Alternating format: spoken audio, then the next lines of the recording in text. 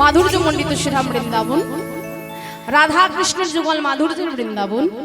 আমি তো আগেই বলেছি বাবা, আমাদের এই মাধুর্যমণ্ডিত শ্রীধাম বৃন্দাবনে আস্বাদনের বিষয়বস্তু হলো ভগবানের প্রিয় সখা কৃষ্ণ সুদামা। আজ মাধুর্যমণ্ডিত শ্রীধাম বৃন্দাবনে হয়েছে কি না, মা যশোদার নয়নতারা গোপাল বাবা প্রতিদিন করে কি, শ্রীরাম সুদাম দামে বসুদাম শ্যামলী ধবলী সকলকে সঙ্গে নিয়ে গোবিন্দ যায় আমার গোচারণ। তা প্রতিদিনের মতন আজও আমার ভগবান সখাদেরকে সঙ্গে নিয়ে শ্রীরাম সুদাম দামে বসুদাম সুবল মহাবল সুবাহু মহাভব অর্জুন লবঙ্গস্তক কৃষ্ণ মধুমঙ্গল, এই 12 জন সখাকে নিয়ে ভগবান প্রতিদিন গোচারণে যেত,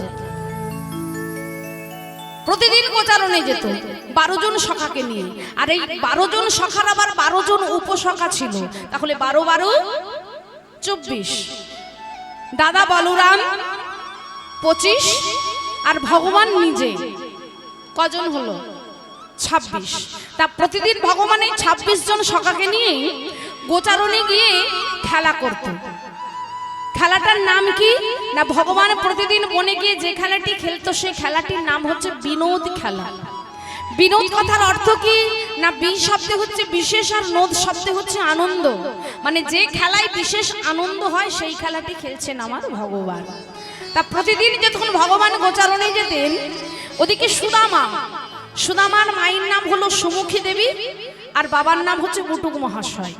তা এই সুদামার মা মানে সুমুখী দেবী যখন সুদামা গোচারণে যেতেন, তখন ওই সুদামার মা সুদামাকে কোলে বসিয়ে আদর করে যত্ন করে খাইয়ে দিতেন।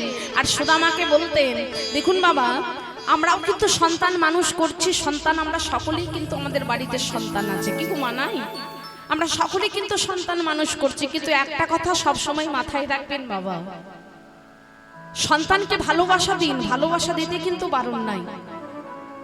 সন্তানকে ভালোবাসা দিন, সন্তানকে স্নেহ দিন, কিন্তু দেখবেন সন্তানকে ভালোবাসতে গিয়ে এতটাই ভালোবাসা দেবেন না যাতে সন্তান আপনার মাথার উপরে চড়ে নৃত্য করে, এতটাই কিন্তু সন্তানকে ভালোবাসা দেবেন না।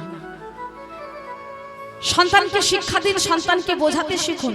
এই দেখুন সুদামার মা সুদামাকে কেমন করে বোঝাচ্ছে।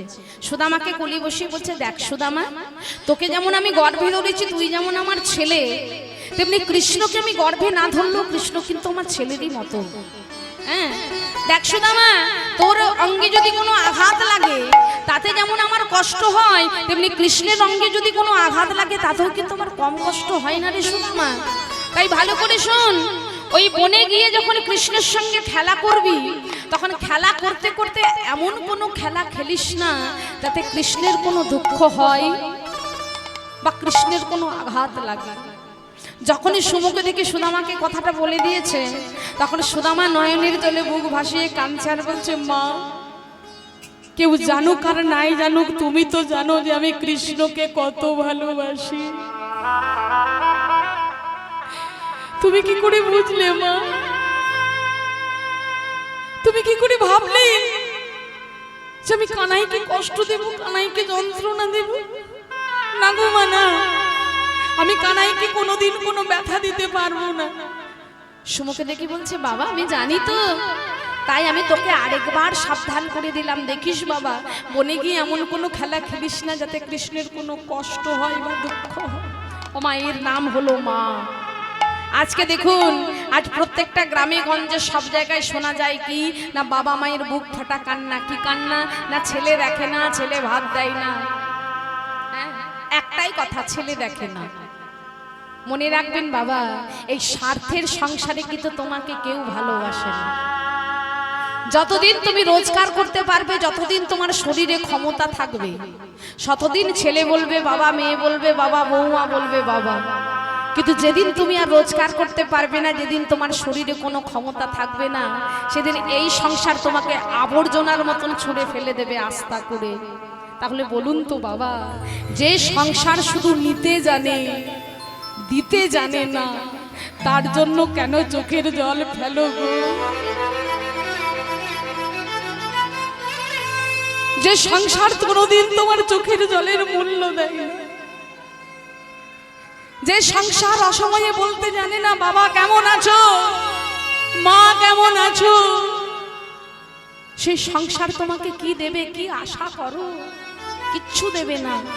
কাঁদতে হলে তার জন্য কাঁদো। এই যে আজ আমার কথা শুনে তোমরা চোখের জলে এই যে বুক ভাসাচ্ছ না, কেঁদো না বাবা। যদি চোখের জল ফেলতেই হয় তাহলে আসল জায়গায় গিয়ে ফেলো, হ্যাঁ? যেখানে তোমার চোখের জলের দাম দেবে, যেখানে তোমার চোখের জলের মূল্য দেবে। সংসার তোমার চোখের জলের দাম দেবে না। এরা নিতে জানে কিন্তু দিতে জানে না। শুধু নিতে জানে কিন্তু দিতে জানে না। ওই যে একটা গান আছে না, ওই নবদ্বীপে সেই চপল গোপাল পাপ করেছিল যেদিন, সেদিন ওই এমন অত্যাচার করলো শিবাসের আঙিনায় যে চপল গোপাল হলো কুষ্ঠ ব্যাধি। তা সেদিন যখন তার স্ত্রী নিস্তারিণী তাকে বাইরে বের করে দিয়েছিল, চপল গোপাল একটা গান গেয়েছিল না?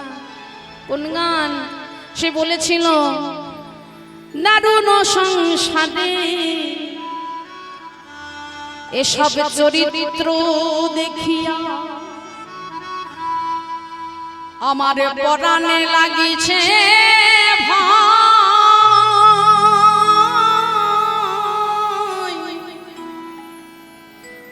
কলিকালে সাপের মুখে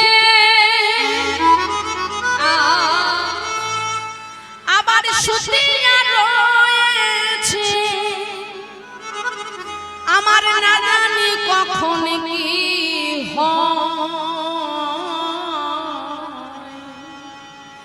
আমার না জানি কখন কি। তাই সংসার বিশ্বাস করো না, কারণ এই সংসার তোমাকে কোনোদিনও কিছু দেবে না। এই সংসার কোনোদিন তোমাকে কিছু দিতে পারবে না।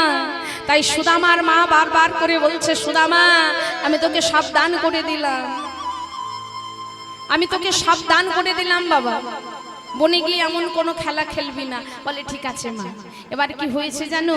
শ্রীরাম ভগবান শ্রীরাম সুদাম দামি সুদাম সুবল মহাবল সবাইকে সঙ্গে নিয়ে আর গোচারণে যখন এলো, আর গোচারণে এসে ভগবান খেলা করতে শুরু করলো। কেমন করে খেলাটি খেলছে জানেন? সকলকে সঙ্গে নিয়ে আজ ভগবান খেলছে। কেমন করে? এই দেখো কেমন করে খেলছে। আজ আমরা রাম কানাইয়ের সনে খেলবো রে উলুধ্বনি, আমরা রাম কানাইয়ের সাথে খেলবো রে, রাম কানাইয়ের সাথে খেলবো, আমরা রাম কানাইয়ের সাথে খেলবো রে, খেলা খেলবো উলুধ্বনি, খেলা খেলবো রে, খেলা খেলবো রে, খেলা খেলবো রে, খেলবো রে, খেলা খেলবো রে, খেলা খেলবো রে, খেলা খেলবো রে, আমরা রাম কানাইয়ের সনে খেলবো রে, আমরা রাম কানাইয়ের সাথে খেলবো রে, রাম কানাইয়ের সাথে খেলবো রে, খেলা খেলবো রে, খেলা খেলবো রে, খেলা খেলবো রে, খেলা খেলবো রে, খেলা খেলবো রে, খেলা খেলবো রে, খেলা খেলবো রে, খেলা খেলবো রে, আমরা দূরে বনে যাব না। কি বলছে? আমরা দূর বনে যাব না। কেন যাব না? আমাদের মা মানা করেছে। হরি বল হরি বল। মানা করেছে, দূরে বনে যাব না, মা মানা করেছে, আমরা দূরে বনে যাব না, মা মানা করেছে, রাম কানাইয়ের সাথে খেলবো রে। কি বললো? আমরা রাম কানাইয়ের সঙ্গে খেলবো। আর ভগবান যখন সখাদেরকে সঙ্গে নিয়ে খেলায় মাতোয়ারা, আরে খেলা খেলিতে খেলিতে কি হলো? আজ ভগবান কৃষ্ণ একটি গাছের তলায় দাঁড়ায়ে পড়লো। দাঁড়ায়ে পড়লো। কি করলো? ভগবান খেলা খেলতে খেলতে আর একটি গাছের তলায় এসে দাঁড়িয়ে পড়েছে। সুদামা ছুটে গিয়ে বলছে, কৃষ্ণ এই কৃষ্ণ কি হলো রে? খেলা খেলতে খেলতে এমন করে এই গাছের তলায় এসে দাঁড়িয়ে পড়লি, কি রে খেলবি না? আর যখনই বলল খেলবি না, তখনই কৃষ্ণ কি বলে জানো?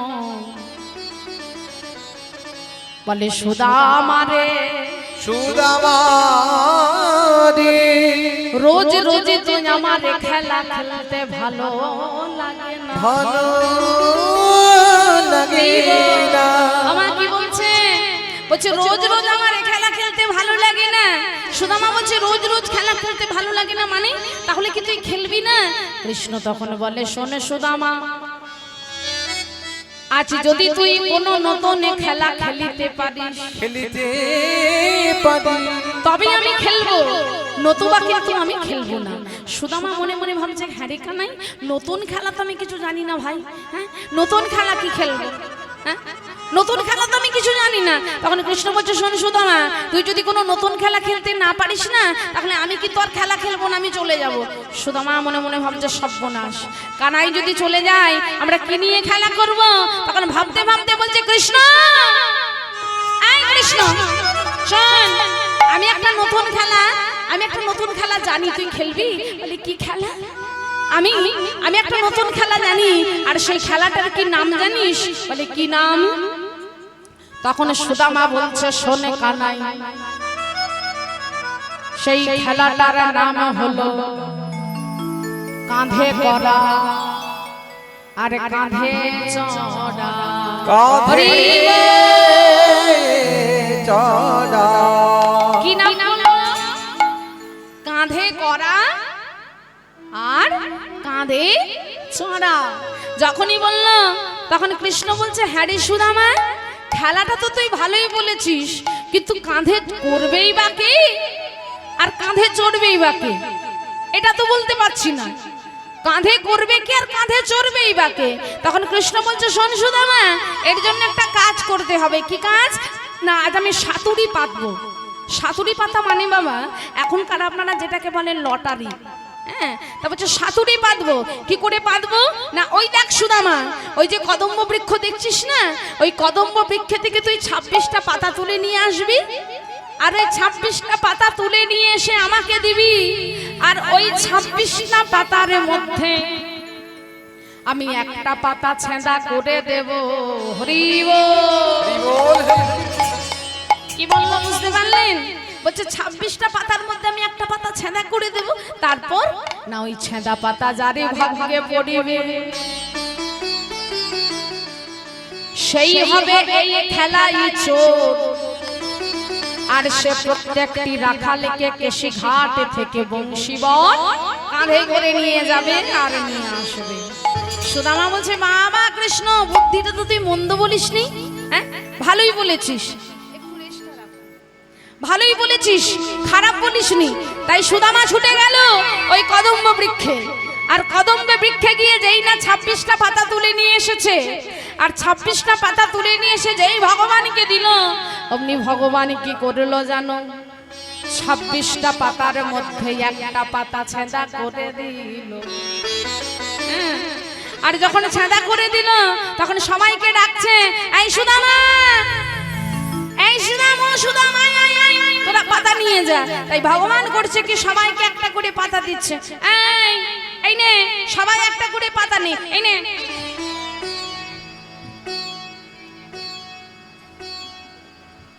সবাই পেয়েছিস তো হ্যাঁ সবাই পেয়েছি সবাই পেয়েছিস আচ্ছা আচ্ছা এবার সবাই যদি পেয়েছিস এবার সবার পাতাগুলো একটু দেখা আমি দেখবো কার ভাগ্যে কি পাতা পড়েছে আমাকে তো দেখতে হবে এই দেখো তো তোর ভাগ্যে কি পাতা তোরটা ভালো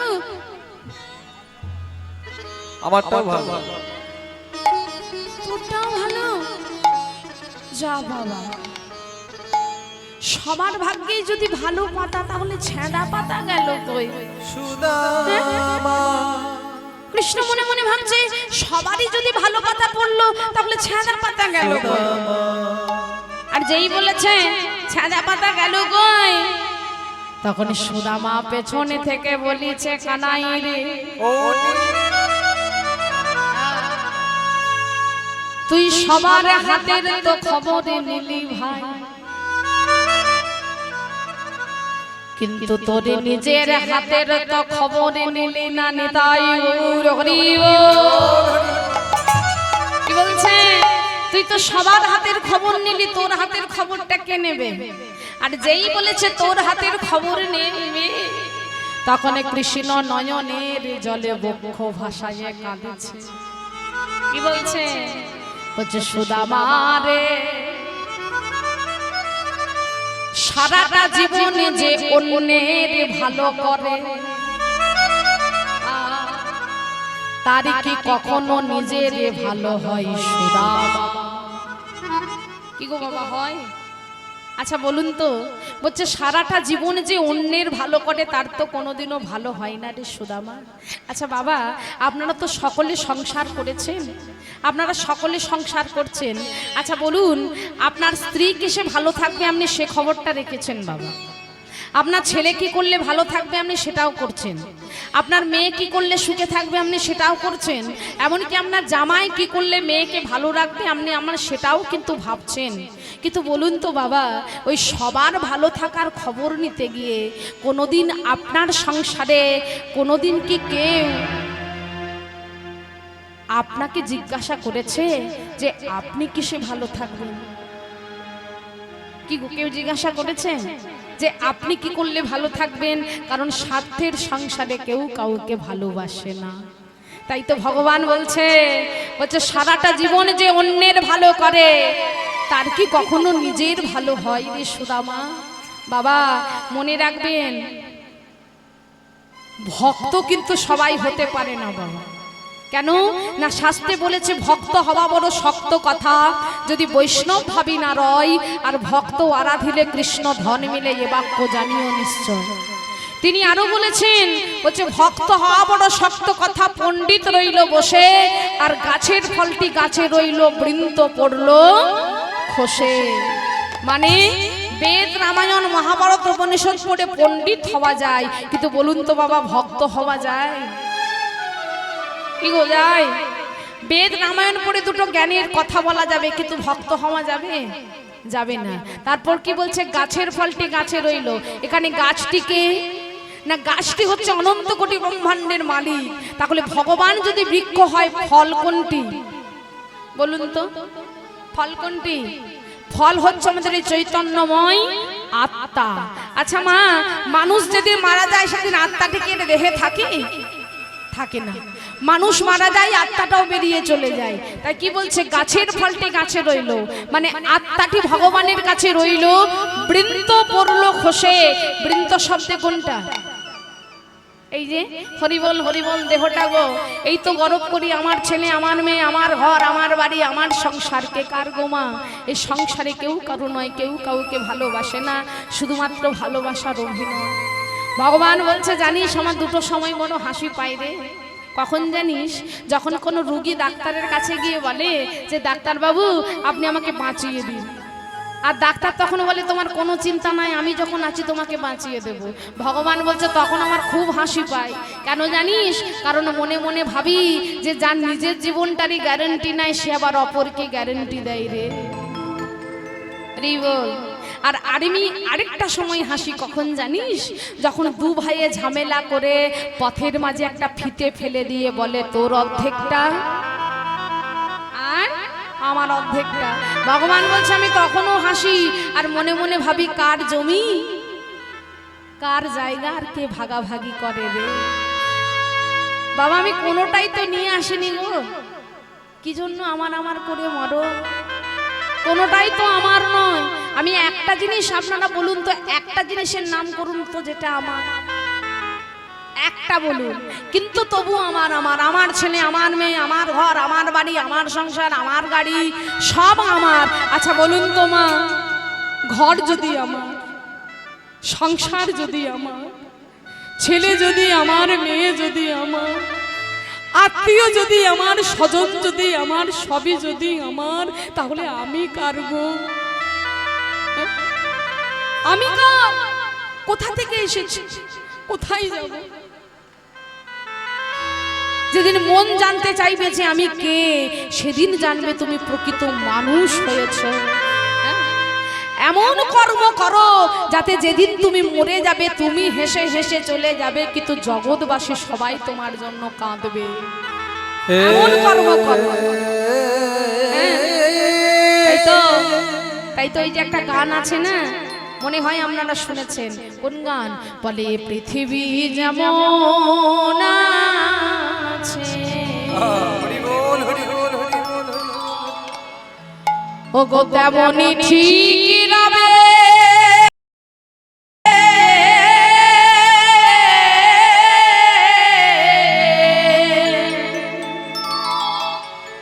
আর এই সুন্দর পৃথিবী ছেড়ে একদিন তোমায় চলে যেতে হবে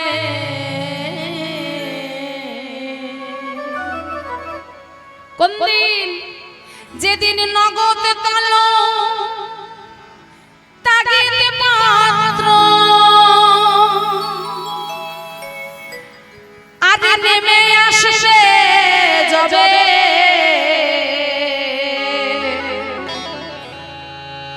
এই সুন্দর পৃথিবী ছেড়ে একদিন বল হরি হরি তোমায় চলে যেতে হবে তাই যে গোটা দিন বাকি আছে হরি নাম করো ও মায়েরা আমার মায়েরা মনে মনে ভাবছে ও কীর্তনিয়া আমরা কি আর হরি নাম না করি গো তোমা করো বাড়িতে হরি নাম করা হয় আচ্ছা তার আগে বলো তো তোমরা আমার ভগবানকে ভালোবাসো ঘান মারবে না হাকি না বলো বাসো বাসো কেমন করে ভালোবাসো না মায়েরা সকাল সকাল স্নান করে নাও কি নাও তো ঠিক বলছি তো স্নান করে কোথায় যাও বলো ঠাকুর ঘরে ঠাকুর ঘরে গিয়ে কি করো জানি না বাবা কোন কোম্পানিতে বানিয়েছিল এইটুকু একটা গ্লাস আর এইটুকু একটা প্লেট মানে এর থেকে কিন্তু বড় দেওয়া যাবে না এইটুকুই দিতে হবে তা ঠাকুর ঘরে গিয়ে কি করি না গ্লাসের মধ্যে দিয়ে একটুকু জল আর প্লেটের মধ্যে দিয়ে দুটো জোরে বলো নকুল দানা দেখেছেন চোখ ধরা পড়ে গেছে মানে এরাও দেয় নকুল দানা আর ওই প্লেটের মধ্যে দুটো নকুল দানা দিয়ে ভগবানের সর্বাঙ্গে ঘুরিয়ে ঘুরিয়ে কি আবদার ঠাকুর আমার ছেলেটাকে একটা চাকরি পাইয়ে দাও মেয়েটাকে ভালো ঘরে বিয়ে দিয়ে দাও আর এত টাকা পয়সা দাও যেন পায়ের উপরে পা তুলে খেতে পারি ভগবান মনে মনে বলছে বেটা দুটো নকুল দানা দিয়ে এত কিছু যেদিন বাতাসা দেবে সেদিন আরো কত কিছু চাইবি রে এটা হলো আমাদের বাসনা এটা হলো আমাদের চাওয়া কিন্তু এভাবে রাখলে তো হবে না যারা প্রকৃত ভক্ত হয় তারা ভগবানের কাছে ধন জন টাকা করি চাই না বাবা কি চাই প্রেম দাও ভক্তি দাও এটা হলো ভক্তের চাওয়া তাই এবার সুদামা যখন বলেছে যে কৃষ্ণ তোর হাতটা একটু দেখা আর কৃষ্ণ যখন হাত বাড়িয়ে দিয়েছে তখন দেখছে সেই কৃষ্ণের হাতে ছেঁড়া পাতা অমনি সুদামা চিৎকার করে উঠল কৃষ্ণ কানাই তুই চোর তুই চোর চোর চোর চোর চোর আর যেই সুদামা কৃষ্ণকে চোর বলেছে অমনি তখন কৃষ্ণ রেগে বলছে এই সুদামা খবরদার বলে দিলাম চোর বলবি না ভারী চোর বলছে আরে আমি যখন পরের ঘরে ননি মাখন চুরি করি তখন কি আমি একা খাই না তোদেরকেও দিই বলে হ্যাঁ আমাদেরকে দিস তাহলে শোন সুদামা চুরি যে করে সে যেমন অপরাধী আর চুরির মাল যে ভাগ নেই সেও সমান অপরাধী অতএব চোর বলবি না বলে দিলাম হ্যাঁ বলে ঠিক আছে চোর বলবো না কিন্তু এবার তো তুই আমাদের কেশিঘাট থেকে বংশীবট নিয়ে যাবি আর নিয়ে আসবি বলে হ্যাঁ কোনো ব্যাপার নাই নিয়ে যাব তখন কৃষ্ণ কি করলো সবাইকে কাঁধে করে কেশিঘাট থেকে বংশীবট নিয়ে যাচ্ছে আর নিয়ে আসছে আর সবাইকে নিয়ে যেতে যেতে আর সবার শেষে পালা পড়ে গেল সুদামার সবার শেষে যখন সুদামার পালা পড়ে গেল তখন সুদামাকে ডাক দিয়ে বলছে সুদামা এই সুদামা আয় এবার আমি তোকে কাঁধে নেব আর যখনই বলল কাঁধে নেব সুদামার মনে পড়ে গেল তার মায়ের কথা কি বলেছিল মা যে বনে গিয়ে এমন কোনো খেলা খেলিস না যাতে কৃষ্ণের হাত লাগে তখন সুদামা মনে মনে ভাবছে কৃষ্ণের কাঁধে তো আমাকে চড়তেই হবে তখন কৃষ্ণ ডাক দিল কি বলে সুদামা সুদামা সুদামা সুদামা অনুধ্বনি সুদামা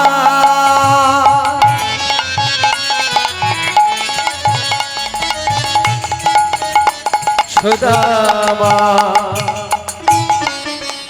সুদামা সুদামা সুদামা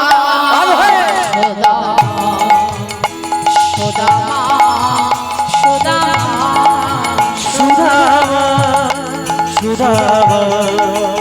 সুদামা সুদামা ডাক দিলেন সুদামা। এবার সুদামা এসে কি করলো? সুদামা এসে কৃষ্ণের কাঁধে চড়লো বাবা। কিন্তু কাঁধে চড়লো কি করে? না কৃষ্ণের এক কাঁধে চড়লো, মানে পিঠের দিকে একটা চরণ আর কৃষ্ণের বুকের উপরে একটা চরণ। আর যখনই এক কাঁধে চড়লো, আর এক কাঁধে চড়া মাত্রই কৃষ্ণ তখন সুদামাকে বলেছে, সুদামা রে, সুদামার চরণ যখন দিলি ভাই, তখন একটা চরণ কেন দিলি? ওরে কেন কি বলছে? বলছে চরণ যখন দিলি তখন একটা চরণ কেন দিলি? দে না দুগল চরণ আমাকে দে। আবার সুদামা যখন একটু ঘুরে বসলো তখন দুটো চরণ পড়ে গেল কৃষ্ণের বুকের বুকের উপর। আর যখন সুদামার চরণ দুটো বুকের উপরে পড়ল,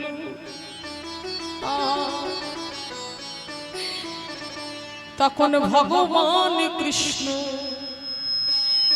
সুদামার চরণ দুটো জড়িয়ে ধরে, সুদামার চরণ দুটো জড়িয়ে ধরে কাঁদে আর মানে, সুদামারে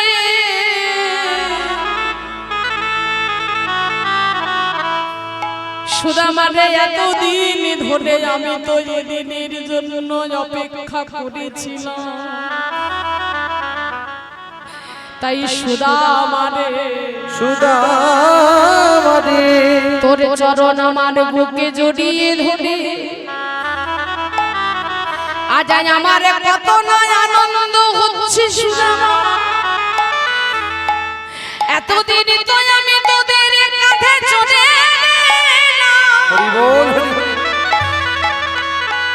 কিন্তু আজ আমি বুঝলাম কাঁধে চড়ে নয়, কাঁধে করে বেশি আনন্দ। হরি বল।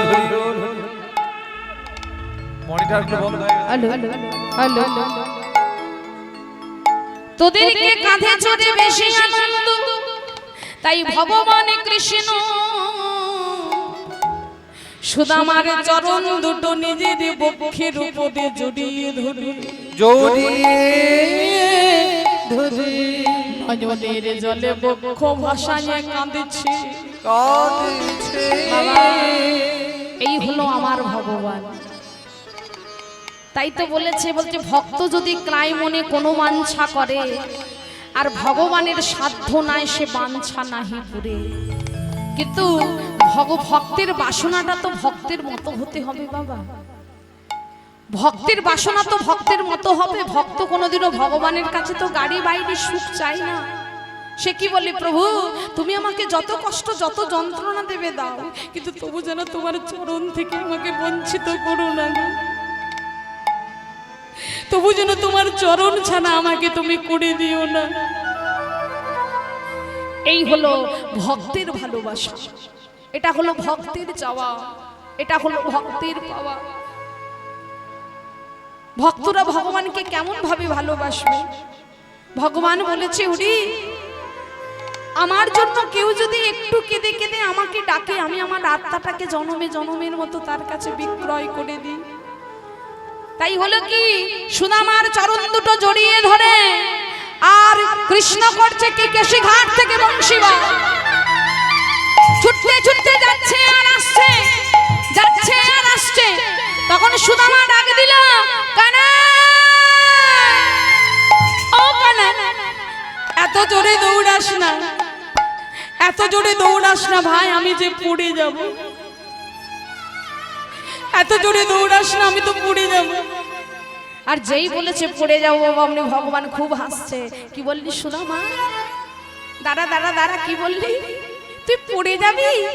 বাবা ভগবান সেদিন একটা সুন্দর কথা বলেছিল সুদামাকে, কি জানো বলেছিল? সুদামা জানিস ভাই, আমি সহসা কোনো ভক্তকে ধরি না। কথাটা বুঝবেন বাবা। বলছে আমি সহসা কোনো ভক্তকে ধরি না, কিন্তু কোন ভক্ত যদি কৃপা করে একবার আমাকে ধরে রে, তাহলে তার যে আর পড়ে যাওয়ার ভয় থাকে না রে, তার যে আর পড়ে যাওয়ার ভয় থাকে না। আচ্ছা বাবা আপনারা বলুন, কৃষ্ণ এত কিছু জানে, যার ইশারায় গাছের একটা পাতা পর্যন্ত নড়ে না, সেই কৃষ্ণ কি জানতো না যে তার হাতেই ছেঁদা পাতা আছে? কি গো, জানতো না? জানতো। তাহলে জেনে শুনে সে ছেঁদা পাতাটা হাতে নিল কেন? না ভগবান মনে মনে ভাবছে, সুদামা এতদিন তো আমি তোদের কাঁধে চড়ে বুঝে চড়ে কত আনন্দ, কিন্তু আজ আমি দেখব যে তোদেরকে কাঁধে করে বেশি আনন্দ না কাঁধে করে বেশি আনন্দ।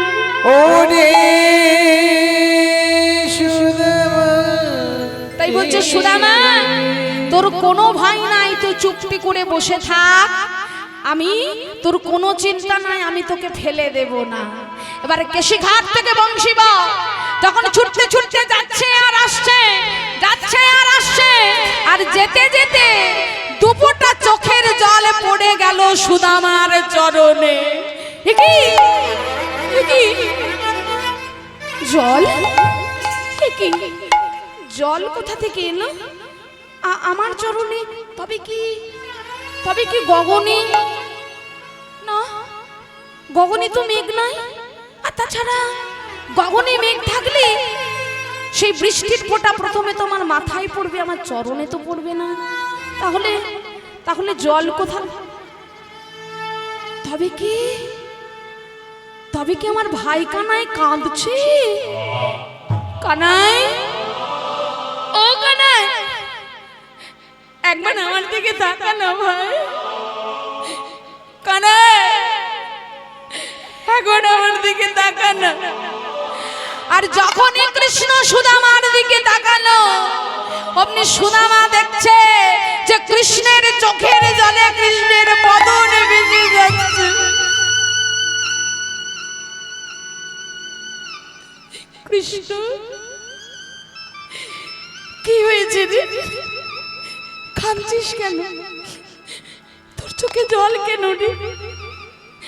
আর যখনই বলেছে জল কেন, তখন কৃষ্ণ সুদামাকে বলছে, সুদামা আমি কেন কাঁদছি জানিস সুদামা? সুদামা বলছে, জানি তো তুই কেন কাঁদছিস। নিশ্চয়ই আমাকে কাঁধে করে তোর এত কষ্ট হয়েছে, যার জন্য তুই কেঁদে ফেলেছিস। হ্যাঁ রে, আমাকে একবার বলতে পারলি না যে সুদামা আমার কষ্ট হচ্ছে রে, তুই নেমে যা। আমি তো নেমে যেতাম রে, আমি তো নেমে যেতাম। কৃষ্ণ বলছে, সুদামা আমি যে কেন কাঁদছি তুই এখনো পর্যন্ত বুঝতে পারলি না রে সুদামা। বাবা, মানুষ দুটো সময় কাঁদে। কি গো মা, কাঁদে না? আচ্ছা বলুন তো কখন কখন কাঁদে? মানুষ দুবার কাঁদে। কখন? একবার কাঁদে যখন মানুষ খুব কষ্ট পায়,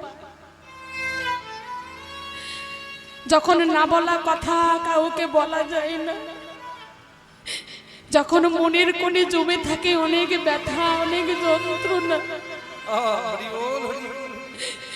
যখন অকালে হারিয়ে যায় বাবা মা, যখন অকালে হারিয়ে যায় অনেক আপনজন, যে কথা চাইলেও সবার কাছে প্রকাশ করে বলা যায় না, মানুষ তখন একবার কাঁদে। আর আরেকবার কাঁদে যখন খুব কষ্ট হয় তখনও কাঁদে, আর যখন খুব আনন্দ হয়, আনন্দটা যখন মুখে প্রকাশ করা যায় না তখন মানুষ কেঁদে ফেলে। সুদামা বলছে, কৃষ্ণ সেটা তো না হয় বুঝলাম, কিন্তু তুই আমি আনন্দে কাঁদছিস না কষ্টে কাঁদছিস আমি বুঝবো কেমন করে রে? সুদামা, সুদামা, আজ আমি আনন্দে কাঁদছি না, আনন্দে। আর আমার আনন্দটা কি জানিস? মানে কিসের আনন্দ? না তোর চরণ দুটো জড়িয়ে ধরে, তোর চরণ দুটো আমার বুকে করে আজ আমার এত আনন্দ হচ্ছে রে, যার জন্য আমি কেঁদে ফেলেছি রে।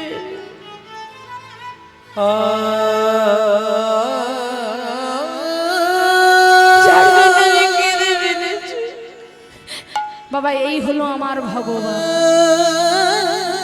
ভালোবাসাটা দেখুন কতখানি ভালোবাসা, ভালোবাসা কত গভীর। আর আমরা সারাদিনে দামি দামি ফল মিষ্টি নিয়ে গিয়ে ভগবানকে ডাকি গো, কিন্তু ভিতরে যে আমাদের এক নয়াও ভক্তি না।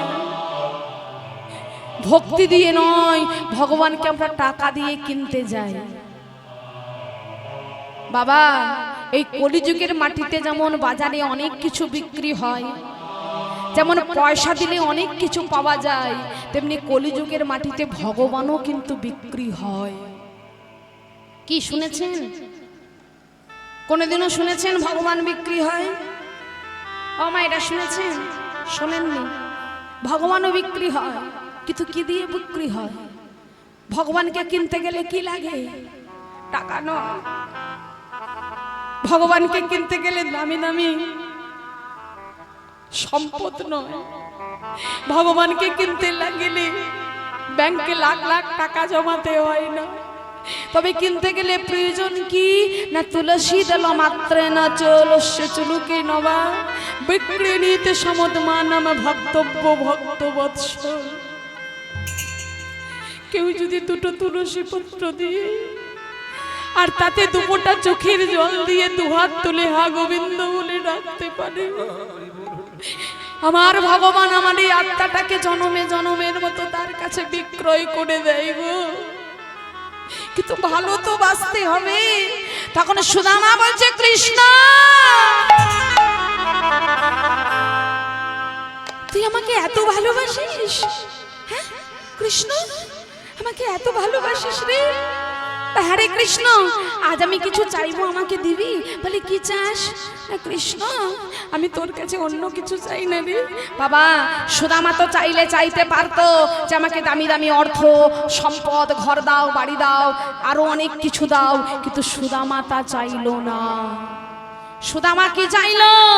কৃষ্ণকে জড়িয়ে ধরে বলছে, কৃষ্ণ আমি তোর কাছে অন্য কিছু চাই না রে ভাই, আমি শুধু তোর কাছে এটুকু চাই, তুই যেন আমাকে কোনোদিন তোর চরণ ছাড়া করিস না।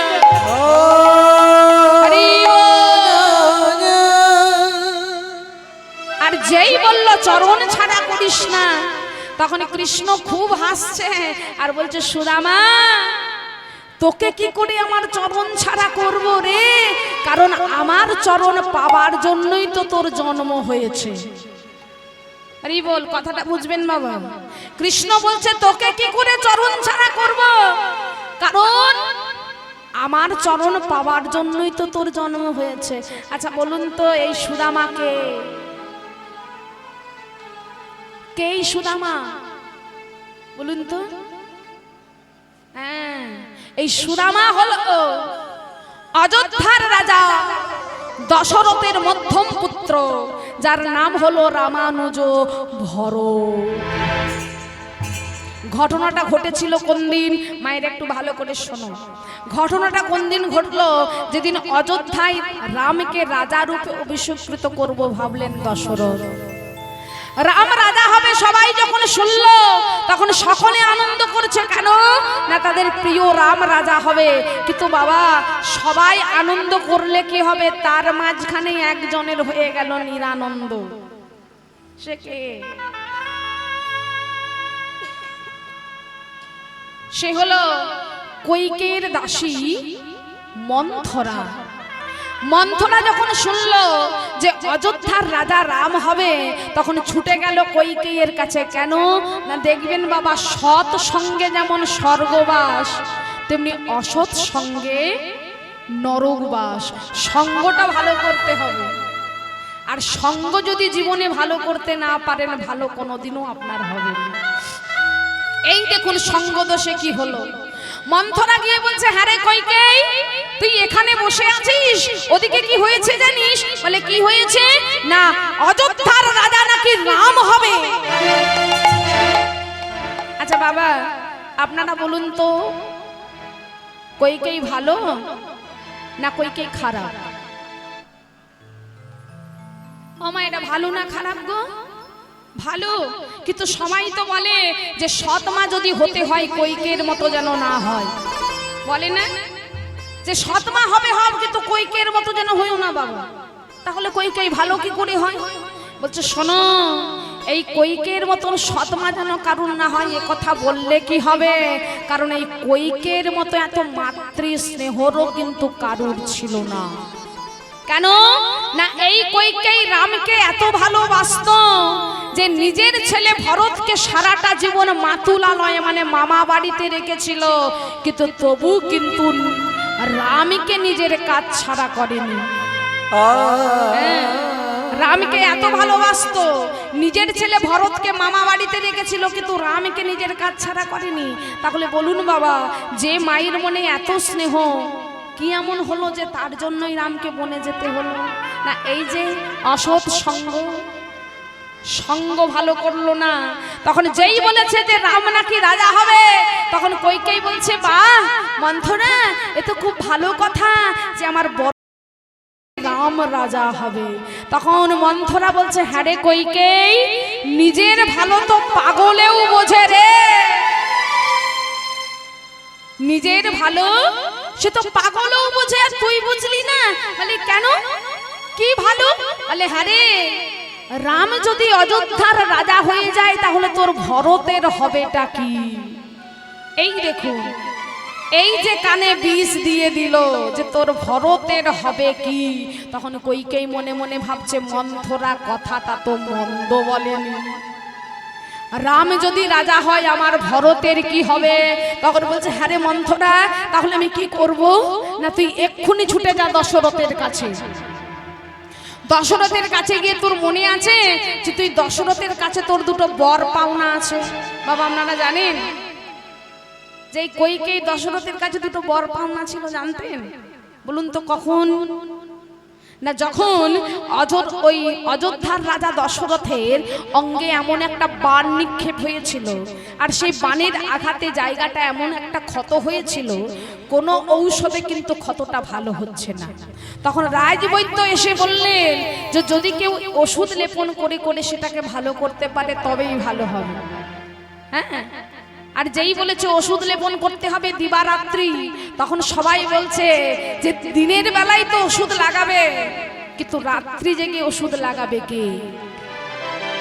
কইকেই তখন বলেছিল, কেউ করুক আর নাই করুক, আমি করব স্বামী সেবা। সাই সারা রাত্রি ধরে ওষুধ লেপন করে করে দশরথকে ভালো করে তুলেছিল। সেদিন দশরথ বলেছিল, বলো কইকেই তুমি কি চাও? সেদিন কইকেই বলেছিল, স্বামী এখন আমার কিছু লাগবে না, কিন্তু প্রয়োজন হলে চেয়ে নেব। এই একবার, আর আরেকবার দশরথের আঙুলের ডগায় এমন একটা ফোড়া হয়েছিল, সেই ফোড়াটা কিছুতে যখন ভালো হচ্ছে না, তখন রাজবৈদ্য এসে বললেন যে এই ফোড়াটাকে যদি কে জিহ্বা দিয়ে লেহন করতে পারে, মানে জিভ দিয়ে যদি কেউ লেহন করতে পারে, জীবের যে লালাটা আছে সেই লালাটা যদি ফলার মধ্যে লাগিয়ে, তবেই কিন্তু সেটা ভালো হবে। আচ্ছা মা, আমরা পারবো কি গো, পারবো? বলুন তো, ফোড়াতে কত নোংরা থাকে, পুজ থাকে, রক্ত থাকে। আমার স্বামীর ফোড়া হলে আমি জিভ দিয়ে লেহন করবো? কি বলবো, এমন স্বামী দরকার নাই, মরুক গে, আবার বিয়ে করব। হ্যাঁ, কিন্তু কইকেই বলেছিল, না, আমার স্বামী যদি ভালো থাকে আমার সিঁথির সিঁদুর থাকবে, আমার হাতের শাখা অক্ষয় হবে। তাই জিহ্বা দিয়ে লেহন করে যখন ভালো করে তুলেছিল, দশরথ সেদিনও বলেছিল, বলো কইকেই তুমি কি চাও? সেদিনে বলেছিল, স্বামী এখন নয়, প্রয়োজন হলে চেয়ে নেব। তাই তো মন্থরা বলছে, এই তো সুযোগ, এই সুযোগ, তুই চলে যা, গিয়ে ওই দশরথের কাছে তোর দুটো বর পাওনা আছে, তুই দুটো নিয়ে নে। বলে কি চাইবো? না, একবারে চাইবি অযোধ্যার রাজা রাম নয় যেন তোর ছেলে ভরত হয়। আর আরেক বরে তুই চাইবি ওই রামে যেন 14 বৎসরের জন্য বনবাসে চলে যায়। এবার কইকেই গিয়ে দাঁড়ালো কোথায়? দশরথের কাছে। বলে স্বামী আমি এসেছি। বলে ভালো করেছো কইকেই, কিছু বলবে? বলে স্বামী তোমার মনে আছে তোমার কাছে দুটো আমি বর পাওনা ছিল আমার? বলে হ্যাঁ, ও দুটোই চাইতে এসেছি। ভালো করেছো, আজ তো তুমি ভালো দিনে এসেছো কইকেই। জানো কাল আমার রাম রাজা হবে গো, আজ তুমি যা চাইবে আমি তোমাকে তাই দেব। কইকেই তখন মনে মনে ভাবছে স্বামী তুমি তো মোটেও জানো না যে আমি কি চাইতে এসেছি। কইকেই তখন বলছে স্বামী আমি যা চাইবো তুমি দিতে পারবে তো? বলে হ্যাঁ পারবো, বলো না কি চাও, বলো তুমি কি চাও। তখন কইকেই বলল স্বামী আমার প্রথম বর চাওয়া হলো যে অযোধ্যার রাজা রাম নয়, অযোধ্যার রাজা তুমি আমার ছেলে ভরতকে করে দাও। কইকেই এ তুমি কি বলছো, এ তুমি কি বলছো? আমার বড় ছেলে থাকতে আমি আমার মেজো ছেলেকে রাজা করব? না না না, এই হয় না, এ আমি পারবো না। স্বামী তুমি আমাকে কথা দিয়েছো যে আমি যা চাইবো তুমি আমাকে তাই দেবে। দশরথ তখন কাঁদছে আর বলছে কইকেই যে ছেলের জন্য তোমার মনে এত স্নেহ ছিল কি হলো যে সব স্নেহ একেবারে তোমার ধুয়ে মুছে শেষ হয়ে গেল? ঠিক আছে, তুমি যখন চাও যে অযোধ্যার রাজা ভরত, আমি কথা দিলাম যে অযোধ্যার রাজা রাম নয়, আমি তোমার ভরতকে করে দেব। বলো আরেকটা বরে তুমি কি চাও? তখন কইকেই বলছে স্বামী আরেকটা বরে আমি যা চাইবো তুমি আমাকে দিতে পারবে না। দশরথ বলছে কইকেই তুমি আমার একটা বরেই আমার বুকের পাঁজরগুলোকে ভেঙে দিয়েছো গো, একটা বরেই তুমি আমার বুকের পাঁজরগুলো ভেঙে দিয়েছো, আরেকটা বরে তুমি কি এমন চাইবে, বলো কি চাও? তখন কইকেই বলল শোনো স্বামী, একবারে যেমন অযোধ্যার রাজা রাম নয় ভরত হবে, তখন আরেকবারে তুমি ওই রামকে 14 বৎসরের জন্য বনবাসে পাঠিয়ে দাও। না বলো না,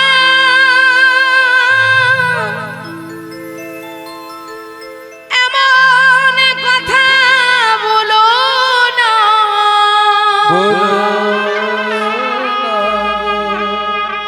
বলো না,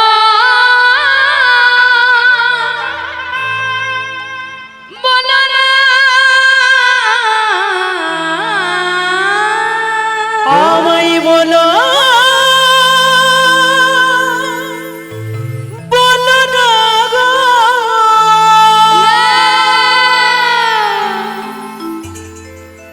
বলো না। এ তুমি কি চাইলে? এ তুমি কি চাইলে? আমার এক ছেলেকে রাজা করতে গিয়ে আমি আমার আরেক ছেলেকে 14 বৎসরের জন্য বনবাসে পাঠিয়ে দেব? শোনো কইকেই, তুমি প্রথমে যেটা চেয়েছো যে অযোধ্যার রাজা রাম নয় যেন ভরত হয়, এটা আমি তোমাকে কথা দিতে পারি, কিন্তু তুমি দ্বিতীয় বর যেটা চেয়েছো সেটা কিন্তু আমি তোমাকে কথা দিতে পারবো না। কেন পারবো না? না, রাম তো এখন বড় হয়েছে, রামের সামর্থ্য বয়স হয়েছে, আর ছেলে যদি বড় হয়ে যায় উপযুক্ত বয়সের হয়ে যায়, বলুন তো বাবা, বাবা মার কথার ছেলের উপরে চলে কি গো? চলে? বাবা যদি একটা বলে ছেলে 5টা শুনিয়ে দেবে, আবার সবার প্রথমে ছেলে বলবে তুমি আমার জন্য কি করেছো, বাবাকে জিজ্ঞাসা করে বলবে তুমি আমার জন্য কি করেছো, আগে সেটা বলো। তা বলছে আমি ওটা কথা দিতে পারবো না।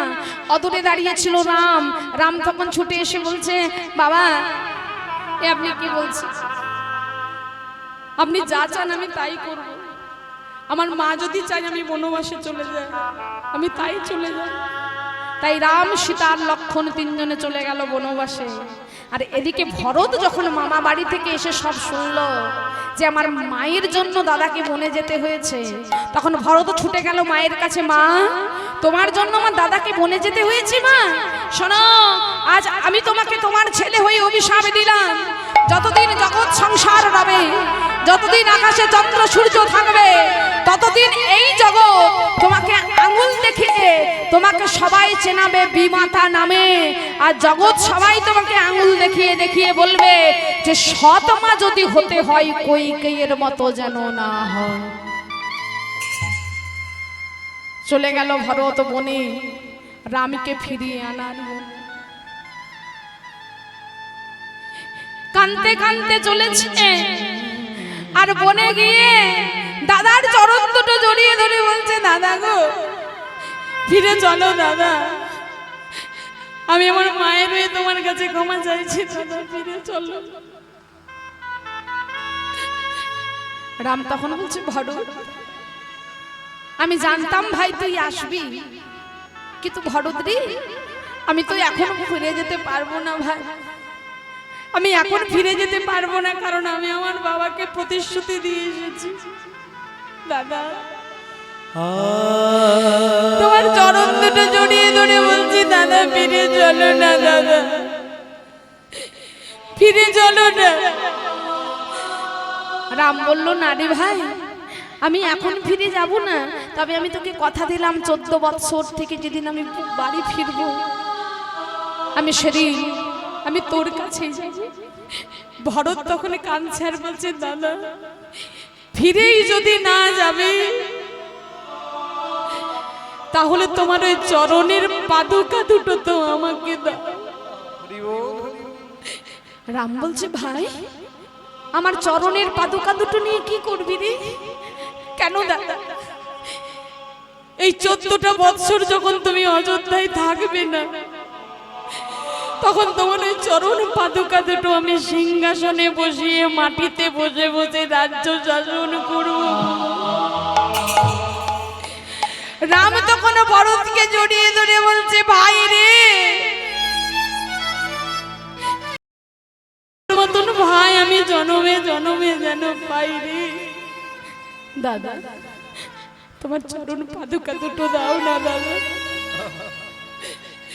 দাও না, দাও না, তোমার চরণ পাদুকা দুটো দাও না।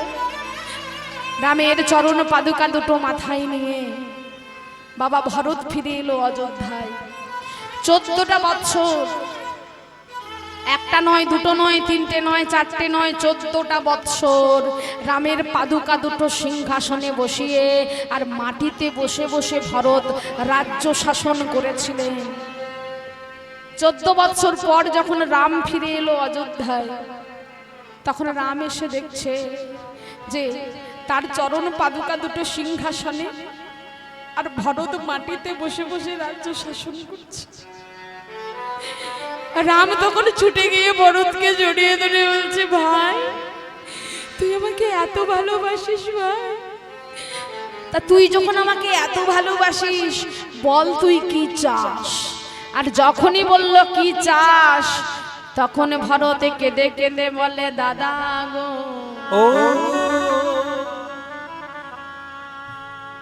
আমি যেদিন তোমাকে বনে ফিরিয়ে আনতে গিয়েছিলাম সেদিন তো তুমি আমার কোনো কথাই শোনোনি দাদা। কেন শোনোনি? আমি তোমার ভাই বলে, তুমি আমার দাদা বলে। একটা বনের হনুমান সে নাকি তোমার বন্ধু, সে যা বলেছে তুমি তাই করছো, সে যা বলেছে তুমি তাই শুনছো।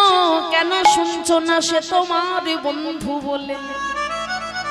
কিন্তু আমার কথা তো তুমি শোনোনি দাদা। কেন শোনোনি? আমি তোমার ভাই বলে। সেদিন যদি আমি তোমার বন্ধু হতাম তাহলে তো তুমি আমায় সেদিন ফিরিয়ে দিতে পারিতে না। তাই দাদা গো, এবার যদি তুমি আমার জন্ম দিও, কি করবে জানো? কি করবে? এবার আমায় বন্ধু করে উলুধ্বনি উলুধ্বনি জন্ম দিও নিতাই গৌর হরি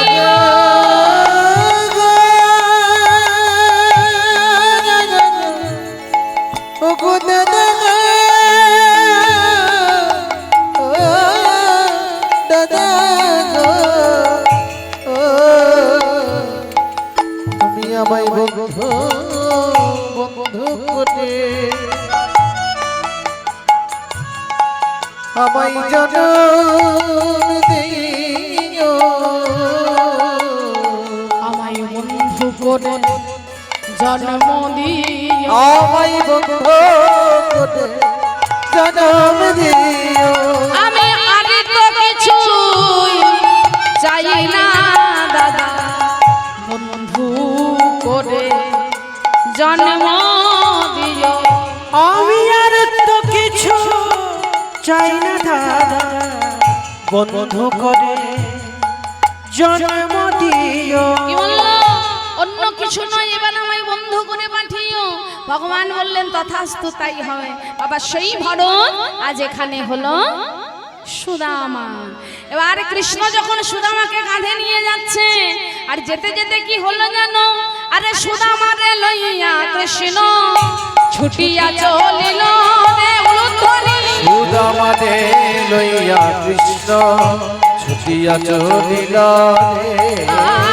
সুদামা রে সুদামা রে সুদামা রে লইয়া কৃষ্ণ ছুটিয়া চলিল রে সুদামারে লইয়া কৃষ্ণ ছুটিয়া চলিল রে একটি বক্র বৃক্ষ তলে আসি দাঁড়াইল রে চলে আসিয়া দাঁড়ালো রে বক্র বৃক্ষ তলে আসি দাঁড়াইল রে ত্রয়ম্ব বৃক্ষ তলে আসি দাঁড়াইল রে দাদা রে দাদা রে কানাই দাদা রে দাদা রে কানাই দাদা রে দাদা রে কানাই দাদা রে দাদা রে বলে কত পাকা পাকা আমি বলেছি দাদা রে দাদা রে কত পাকা পাকা আমি ধরেছি দাদা রে দাদা রে কত পাকা পাকা আমি বলেছি দাদা রে দাদা রে পাকা পাকা আম ধরেছে দাদা রে দাদা রে কি হলো সুদামারে লইয়া কৃষ্ণ এসে দাঁড়াইল কোথায় একটি বক্র আম্র বৃক্ষ তলে আজ এসে দাঁড়িয়েছে আর যেই না একটা পাকা আম গাছের তলায় এসে দাঁড়িয়েছে অমনি দেখছে কতগুলো পাকা পাকা আম ধরে আছে হ্যাঁ সুদামা তখন বলছে ওখানে ওই দেখ গাছের উপরে একটা আম ধরে আছে ওই আমটা পেরে আজ আমরা খাবো সুদামা যখন আমটা পেরেছে তখন কানাই বলছে সুদামা আমটা পেরেছিস কিন্তু আমটা যেন তুই একা খাবি না আমাকে কিন্তু দিবি তারপর তুই খাবি সুদামা মনে মনে ভাবছে কানাই রে আমি তো তোকে প্রথমে এই আম খেতে দিতে পারিব না ভাই কেন পারবো না না কংস রাজা বড় দুষ্ট রাজা যদি আগের থেকে এই ফলে বিষ মিশাইয়ে রেখেছে তাহলে তো কানাই তুই মরে যাবি আর তুই যদি মরে যাস আমরা কানাই হারা বৃন্দাবনে কি নিয়ে বাঁচব তাই কানাই রে আগে মরি তো আমি মরি কেন না আমি যদি মরে যাই তুই তো আমাকে বাঁচিয়ে নিতে পারবি কেন পারবি না তুই তো মরা বাঁচানোর মন্ত্র জানিস কেন যেদিন ওই কালীদহের জলে খেয়ে আমরা সকলে অসুস্থ হয়ে পড়েছিলাম সেই দিন তো তুই মরা বাঁচানোর মন্ত্র বলে আমাদের বাঁচিয়েছিলি ভাই তাই আমরা মরলে তুই তো বাঁচাতে পারবি কিন্তু তুই মরে গেলে তো আমরা বাঁচাতে পারবো না কারণ মরা বাঁচানোর মন্ত্র আমরা জানি না এই বলে সুদামা আমটা নিয়ে যেই এদিকে এক কামড় ওদিকে এক কামড় দিয়েছে, তখন কৃষ্ণ বলছে সুদামা এবার আমায় একটু দে দে, আমি একটু খাই। এবার সেই আম যখন দুজনে মিলে সেবা করছে, বাবা আনন্দ আর আনন্দ আনন্দ ধরছে না। এদিকে এইভাবে কিছুদিন দিন যাওয়ার পর নন্দ মহারাজ কৃষ্ণ আর বলরামকে শিক্ষা অর্জনের জন্য পাঠিয়ে দিলেন উজ্জয়িনী নামে একটি শহর। সেখানে ছিল সন্দীপুনি মুনির আশ্রম। হ্যাঁ, তা সেই সন্দীপুনি মুনির আশ্রমে যখন কৃষ্ণ আর বলরামকে শিক্ষার জন্য ভর্তি করে দিলেন, এদিকে সুদামা তখন কৃষ্ণ কৃষ্ণ বলে হয়ে গেল পাগল। সুদামার বাবা বুটুক মহাশয় মনে মনে ভাবছে যে আমার ছেলেটা কৃষ্ণ কৃষ্ণ বলে যদি এত কান্নাকাটি করে, তাহলে একে তো আর বাঁচানো যাবে না, একে বাঁচাবো কি করে? তাই সুদামার বাবা খোঁজ নিয়ে জানতে পারলেন যে কৃষ্ণ আর বলরাম এখন আছে কোথায় না উজ্জয়িনী নামে একটি শহর সন্দীপুনি মুনির আশ্রমে। তাই বুটুক মহাশয় সুদামাকে নিয়ে আর ছুটতে ছুটতে চলেছে সেই সন্দীপুনি মুনির আশ্রমে।